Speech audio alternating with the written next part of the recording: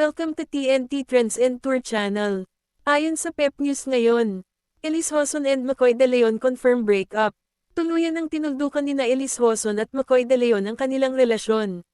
Sa Instagram nitong madaling araw ng Biyernes, July 25, 2025, isang joint statement ang inilabas ng dalawang kapamilya stars upang i-anunsyo ang kanilang desisyon. Sa kanyang post sa Instagram, sinabi ni Elisa na pangarap niya noon pa ang magkaroon ng sariling pamilya.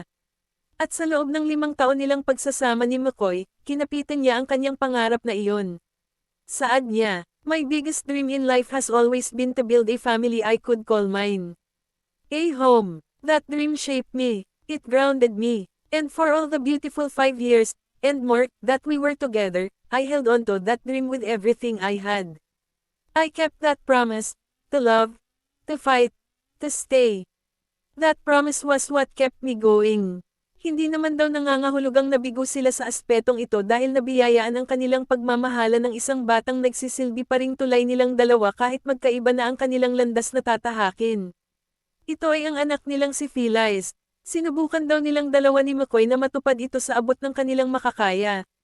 Ibinahagi raw nila sa publiko ang desisyong wakasan na ang kanilang relasyon upang mabigyan sila ng panahong makapaghilom mula sa sugat na nilikha nito. Hindi na raw kailangan ng espekulasyon at haka-haka tungkol sa dahilan ng kanilang paghihiwalay. Ang hiling daw nila ay respeto at pangunawa.